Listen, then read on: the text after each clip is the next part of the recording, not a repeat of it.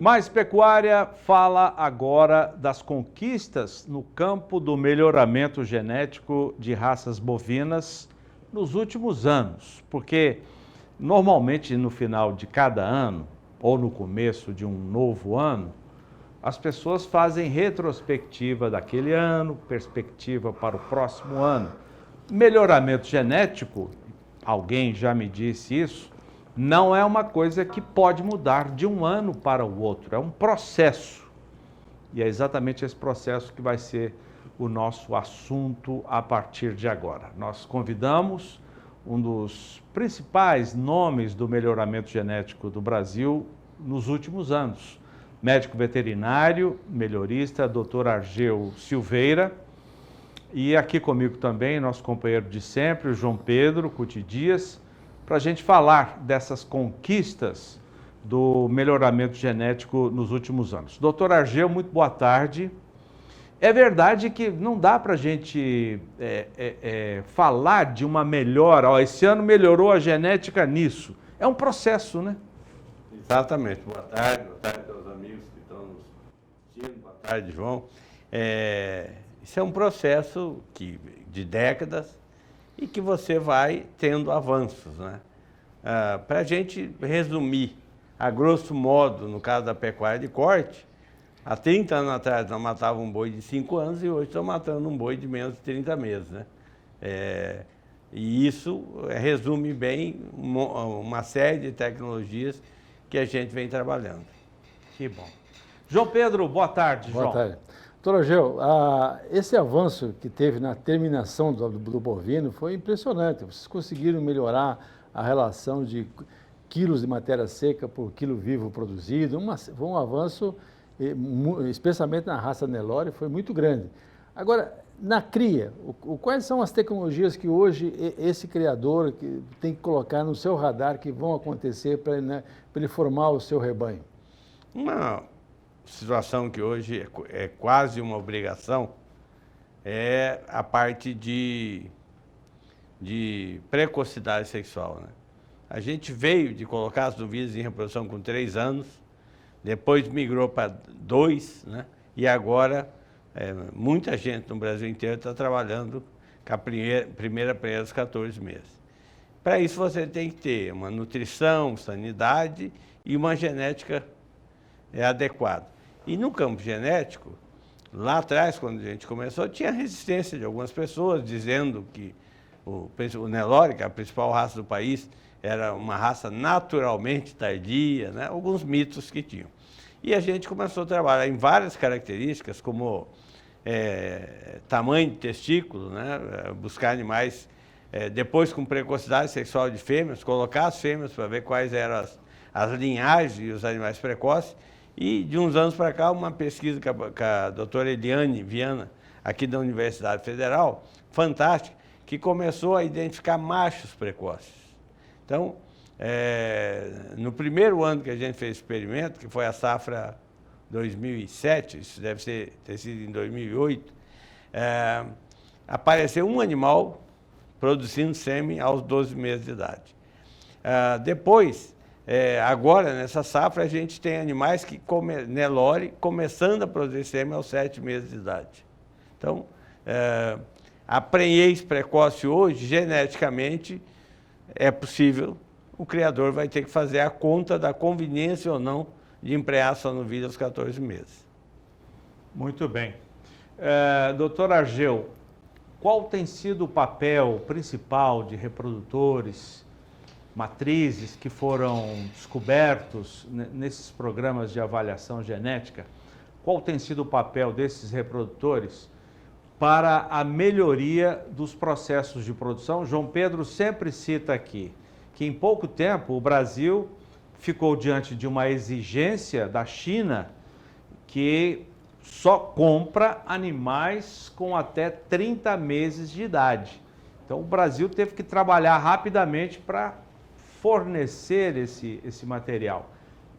Isso, evidentemente, contou com o papel de reprodutores e matrizes. Qual tem sido o papel desses reprodutores e matrizes, além, evidentemente, disso que eu acabei de citar?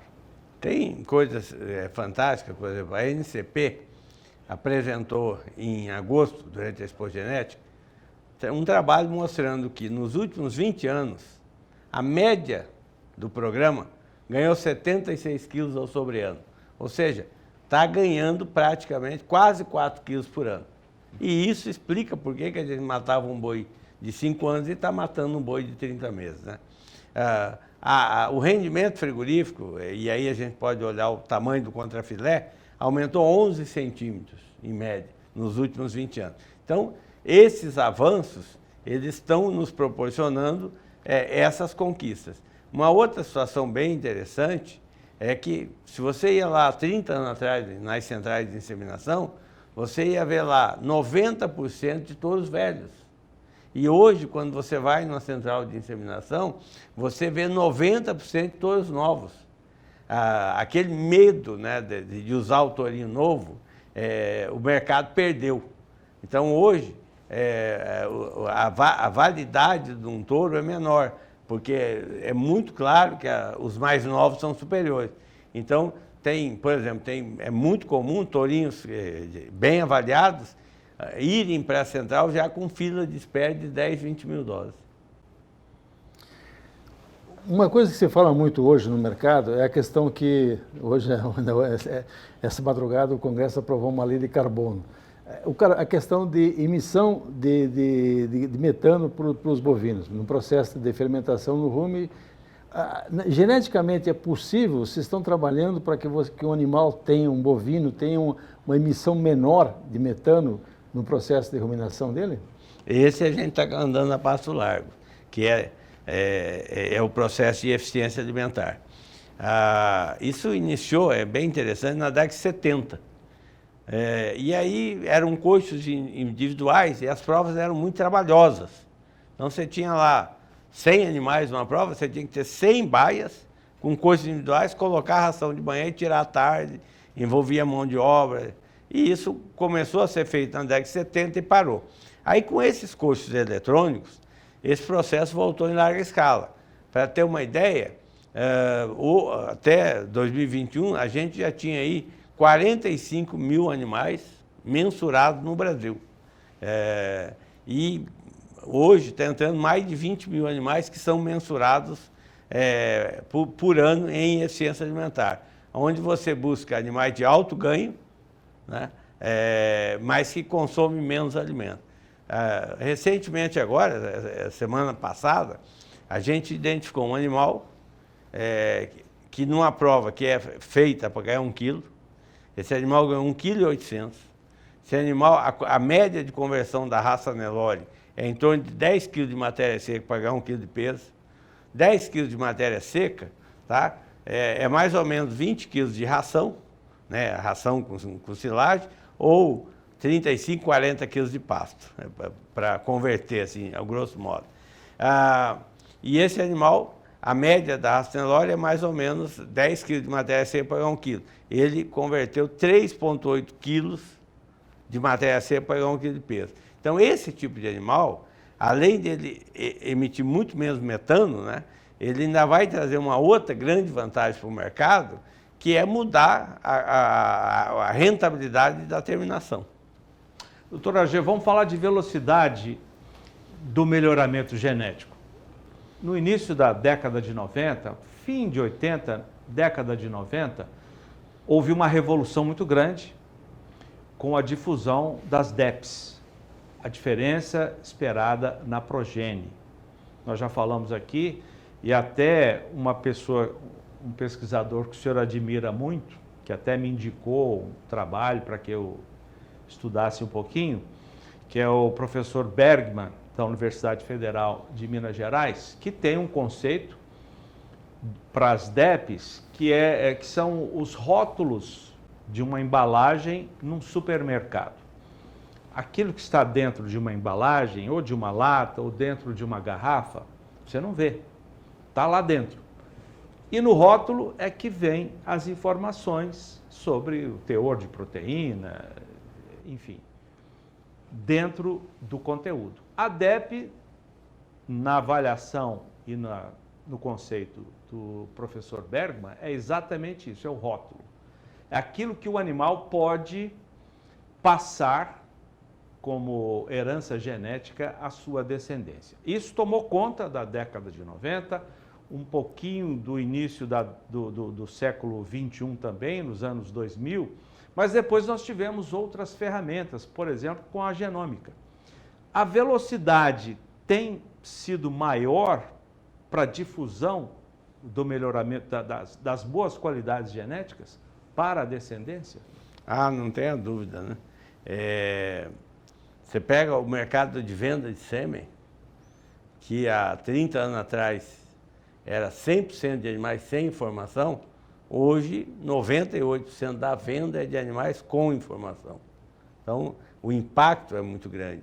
As mudanças, né, dos criadores é muito grande. Então, mas isso em termos de difusão da informação. Na prática, o impacto do descobrimento, da identificação dessas linhagens, como é que tem sido a velocidade, na prática, no rebanho, da melhora dessa herança genética? É muito grande.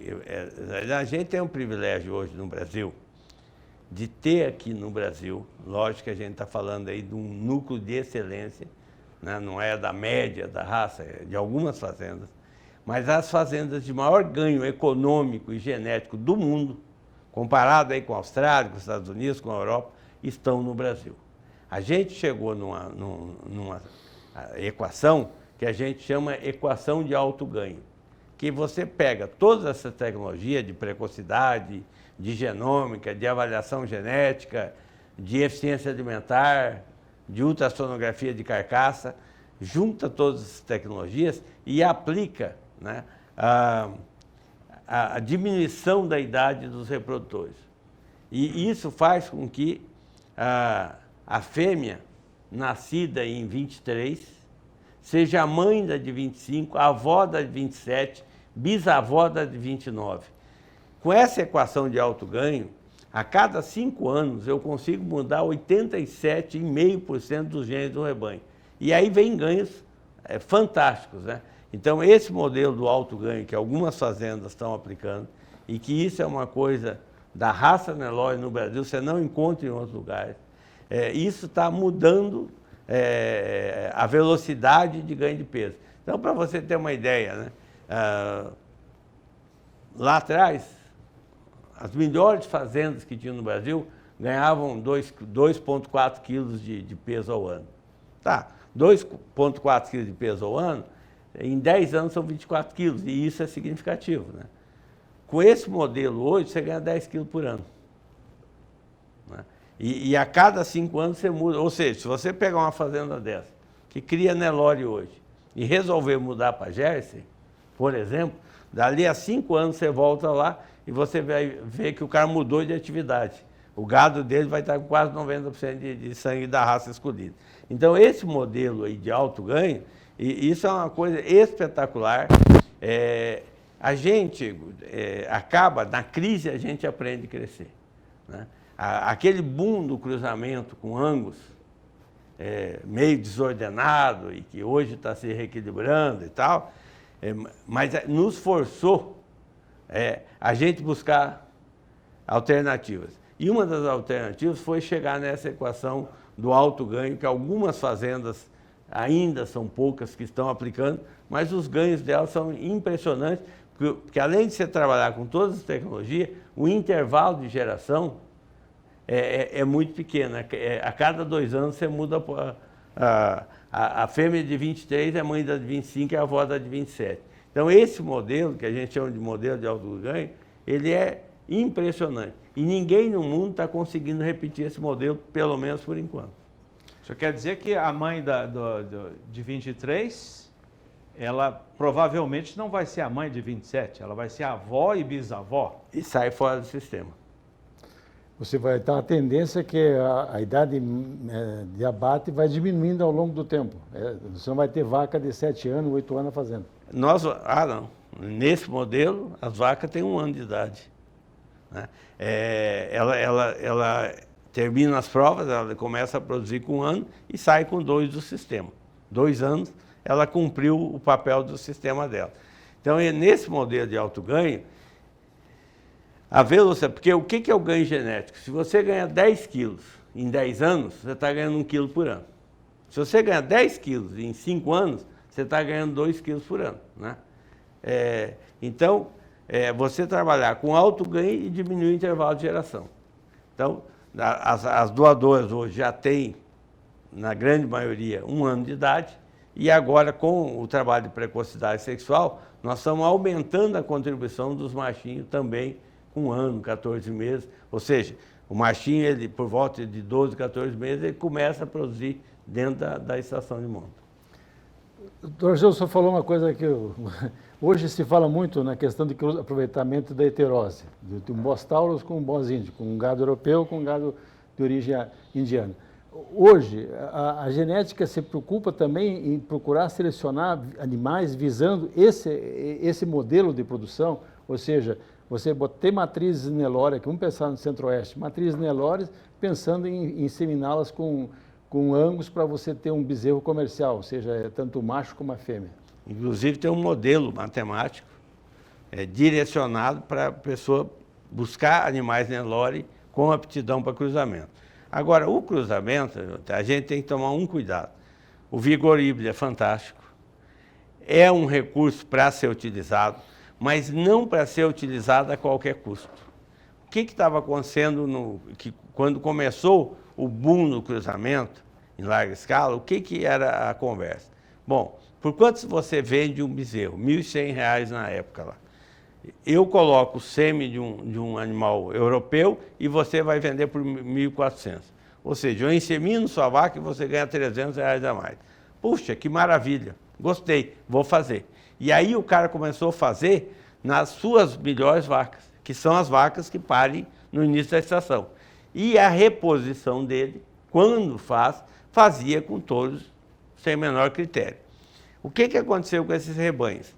Em 10 anos, o peso do cruzado era o mesmo peso do Nelore que ele estava produzindo hoje, porque o nível das vacas Nelore caiu, né? Então, esses criadores que cometeram isso, eles estão sofrendo hoje para fazer a reposição. O que a gente está orientando hoje? Que quem são as vacas do cruzamento? As vacas que você não quer fazer reposição, ou seja, o terço inferior do rebanho. Fica como uma barriga de aluguel. Fica como uma opção genética, né? Se você quer produzir animais cruzados, você pega o terço inferior, os 30% de fêmeas piores, e nelas você faz o cruzamento. Ou ainda, quando chega no último mês, que são as mais novinhas, ali você faz a inseminação para nascer cruzados, né? E as melhores fêmeas, que é onde você vai repor, você utiliza a raça Nelore. Inverte o processo que estava sendo feito.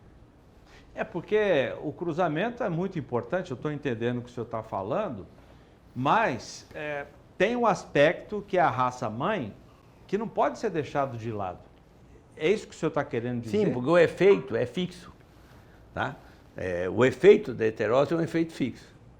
Se você melhora a vaca Nelore, o cruzado vai ficar mais pesado. Se você piora a vaca Nelore, o cruzado vai ficar mais leve, né? Então, quando você começa a fazer cruzamento e usar suas melhores vacas, você piora, o teu cruzado ali 5, 10 anos vai ser muito pior que o de hoje, porque o seu rebanho base vai ser pior. Então, o que a gente vem orientando hoje? Estratégias de preservar as melhores vacas Nelore para a reposição do rebanho. Porque lá atrás o cara pegava e colocava as vacas do início da estação com cruzamento, aí ela tinha o efeito da heterose, o benefício de nascer 30, 45, 60 dias antes, e ele somava tudo num pacote e ficava entusiasmado, né? Falando, nossa, como é bom, né? Tá. E aí ele descobriu que ele acabou com o rebanho base dele, e na hora que ele foi repor, o cruzado já tem uma outra qualidade. O que a gente orienta hoje? Faça cruzamento nas vacas que você não quer fazer a reposição. Porque essas vacas vão ter que, ou elas ou as filhas delas vão ter que continuar no rebanho para que esse rebanho permaneça com a raça mãe, que é o Nelore, né, as vacas Nelore, para fazer a formação da cria. Um dado bem interessante, num determinado momento do Brasil, se media mais sêmen de Angus do que de Nelore. E hoje caiu muito a venda de Angus. Porque o Angus é ou a raça que a pessoa quiser, né, mas o Angus é a que mais vende no Brasil, é um excelente recurso, mas não para usar em larga escala, porque aí o preço vem para o pecuarista. Então, é uma boa alternativa, sim, né? A heterose é um bom instrumento, mas não para ser usado a qualquer custo. Doutor Ageu, e em termos de, hoje se fala muito a questão de qualidade da carne e rendimento de carcaça. E a raça base no Brasil é a Nelore. Como é que houve a evolução desses dois itens, rendimento de carcaça e qualidade de carne? Quando a gente pensa na raça Nelore, que é a raça base do Brasil, nas outras características, produção de leite, precocidade sexual, eficiência alimentar, ganho de peso, o Nelore evoluiu muito e barbaramente, né? É fantástico o resultado da evolução. Qual característica que nós precisamos prestar atenção? Qualidade de carne. A carne do zebuíno, em média, ela é o dobro de dureza da carne do taurino. Tem taurino de carne, zebuíno de carne macia que precisa ser identificado e isso está começando e multiplicado. Esse programa, eu penso que tinha que ser um programa capitaneado pelo Ministério, capitaneado pelo BCC, um programa de nível nacional. Está se fazendo pequenos esforços. Em alguns casos, mal orientados, que infelizmente não vão chegar em lugar nenhum. Tá? Porque seleção, você só faz seleção se você tiver estatística confiável. Né? Tem que mensurar, né? Não tem jeito. Né? Então, a seleção, quando e essa estatística, ela por exemplo, quando você vai fazer uma seleção para ganho de peso numa fazenda, né, lá atrás a gente tinha mania de pegar os melhores bezerros e tratar. Né? E no melhoramento genético você não pode fazer isso. Ou você trata todos ou não trata nenhum, porque você precisa colocar os animais em competição. Então, é aquela história de assobiar e chupar cana. Você tem que fazer algumas opções para chegar no seu objetivo. Nesse processo de qualidade de carne, isso envolve aspecto, envolve sabor e envolve duas características. Uma é o marmoreio, que é a gordura intermeada, que é responsável por sabor e suculência, e o outro é a maciez. A maciez vem de um outro conjunto de genes. Tem algumas raças no mundo que têm carne magra e macia. Por exemplo, o Piemontês, que é uma raça italiana, o Belgian Blue, que é uma raça francesa. Então, é o meu desejo, eu posso ter um Nelore de carne magra e macia, eu posso ter um Nelore de carne macia com marmoreio. Tem um movimento só pensando em marmoreio, imaginando que a solução é só via marmoreio, não é. Tem que mexer na maciez também. Mas o marmoreio não vai ser relacionado à maciez? É um outro conjunto de genes. É mais ao sabor, né? O marmoreio é sabor e suculência. Quando você come uma carne com marmoreio, você saliva e te dá uma sensação boa. Mas a maciez é um outro conjunto de genes.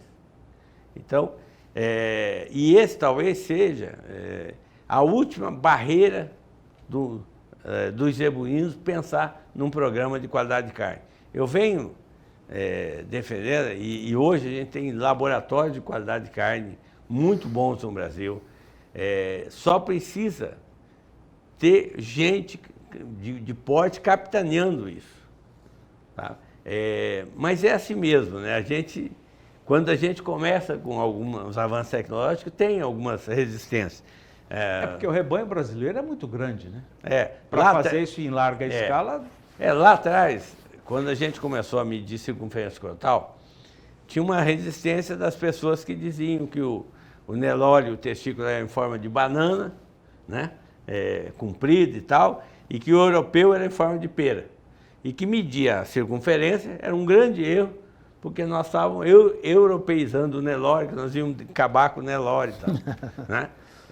Isso durou até que uma pesquisadora foi lá e comparou 24 mil animais entre o volume e a circunferência e viu que a correlação era de 93%. Então, tem horas que você encontra algumas, né? Esse negócio da qualidade de carne, que é um negócio muito importante, por quê? Você pega a Argentina e o Uruguai, principalmente o Uruguai, com micro rebanho, exporta normalmente pelo dobro da nossa arroba, né? Até porque eles exportam quase tudo para Costa Rio. Então, a gente tem que melhorar a qualidade de carne para agregar, não só para entregar aqui uma carne de melhor qualidade para o nosso consumidor, mas também para agregar valor na exportação. E eu penso que esse negócio tinha que ser capitaneado pelo Ministério, pela BCZ, né? A tecnologia está pronta. Doutor Argel, falamos aqui que a DEP foi uma revolução, né? Antes da DEP e depois da DEP, a pecuária moderna brasileira. Que outra ferramenta pode ser considerada de impacto tão importante quanto a DEP para a nossa pecuária? A genômica, com certeza, né? O advento da genômica levou ao aumento da certeza do animal jovem, né? Então, isso é uma coisa fantástica. A gente começou a trabalhar com os animais jovens, a gente acabou de falar no início que nas centrais hoje está cheio de animal jovem, e isso é graças à genômica. A genômica ela vai chegar num ponto que nos Estados Unidos, na raça holandesa, eles têm hoje mais de 1,3 milhões de animais genotipados. E o que o criador americano faz?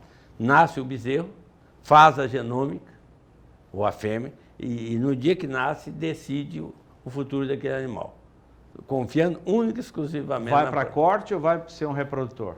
Ou vai para central. Doutor Argel, na produção vegetal, uma grande revolução foi a questão do organismo geneticamente modificado.